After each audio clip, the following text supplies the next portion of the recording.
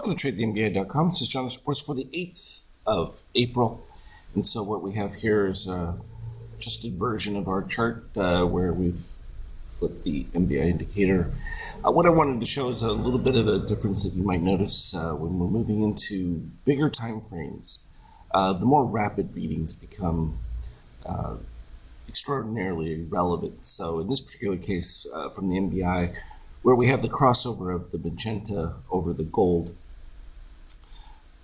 you clearly have a buy signal develop in those cases. And conversely, on the sell side, particularly when you have that blue under the green, when it gets back over, you can see that we've been in a strong trend, still maintaining it, and as well the magenta over the gold. And you can follow that pretty clearly. I kind of marked them, and so we had the crossover from here before. We had the blue below. Here, where the crossover took place earlier, you were in a much more bullish configuration until the red dipped below the green, and that would have been the final signal. It doesn't mean that it wasn't still weak right through here, because it was, but it really became a forceful when we reached that 33 with it, but even so with the red, and then definitely confirmed once the blue dropped below. And that's when you started to see much more of a decline going through into the market. Again, here on the plus side, crossover. And so it portrays itself just a little bit different because these are the faster indications. And then we look for the trend setups. But we're looking at the blue and the green from that relationship. So I just thought I'd point that one out. You can also see that when it comes to green over red DOC, similar spot, as well as just that steel crossing above sign. In this particular case, steel didn't even quite make it below it before it started to perk up, which is how we knew that was going to be a successful run going through there. So it just augments the ease of seeing the setups. From an NQ standpoint, the same situation occurs. And you can go through and follow. When you get into these choppy areas, it really becomes pertinent to see where you're at in relation to are we seeing red predominantly above green in this particular case, and then definitely when blue is above there. It's when the red starts to dip below, you see, that's where you get a little bit of softness. It was still within the bullish magenta, well over yellow in that range. So it just makes it even easier to see that direct correlation between those readings. From a gold standpoint, you can see we're in the rise, captured it at the exact same spot. Just a slight variation when you look at that daily configuration. And then from a euro standpoint, likewise, that crossover. And then pretty consistent with that reading as it is there. I thought I'd throw in the Bitcoin because we had been talking that it had been in that short, and then late in the day yesterday, it turned around with this setup. So a little bit later, so the cross came actually just before here, and then was confirmed when the yellow started to rise above that 10. And while we're in this phase, though, you can still see that the blue is below, and so really that becomes problematic as soon as the magenta crosses below.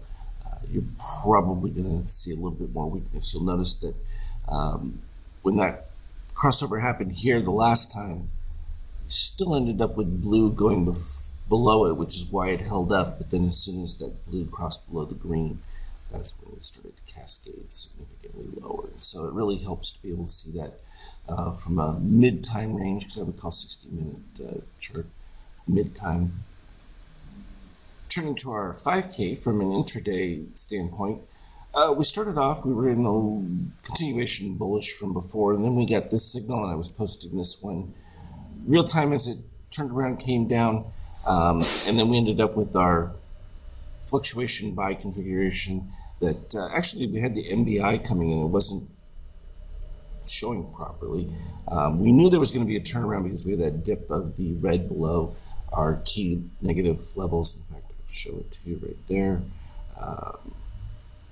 See if we can get it in. We have minus 237 on that one, minus 322 on this. So we knew we were only a bar or two away from a turnaround. When that crossover happened down at the bottom there, it was already talking about the cover setup from there. confirmed it with the MBI, and that led all the way across to the secondary magenta, where we ended up with the crossover slightly below. Certainly from a read standpoint, you can follow how this starts to get weak, where the red dips below the green right there, and you've got the rollover taking place. That's when the cross happened, and when we dipped below 33, certainly you knew the weakness was beginning there. When you're in a decent upside trend, though, that can remain like that. So that's where you get a little bit of softness, but doesn't break down. Once it confirmed that it was going to break down, is where we saw it there. And then we ended up with a buy that pretty much lasted all the way through until midway in, and that produced fill of, they weren't quite positive extremes, but they were yellow signalings right there. Came back down to the mid-range, produced another MBI reading, and that's what we're dealing with until just right about now, where that crossover initially happened right there, the red dipping below the green. So that's just something to pay attention to if you want like an advanced read to get a little bit ahead of where the final step is. What you're going to have to watch for on those is where the red pops back up above, and you end up with a like this situation here, where you get the dip and it immediately comes back up. You're just going to get that kind of rocky peak, but it will get you in at a higher level. So it's just worth noting. A lot of positive extremes to fill all the way through here, going all the way back right down to the 72 range. In fact, I'll put that line right in there. Snap mode on, so it's not going to give us the exact scale read of the 75, but close enough. At this particular stage, you can see how that works, and so it's effective. There was an update I will need to send to you for this one. There was a calculation deficiency, and so change that one and add to it, plus any additional updates that I'm making along the way. But overall, very pleased with all of those developments.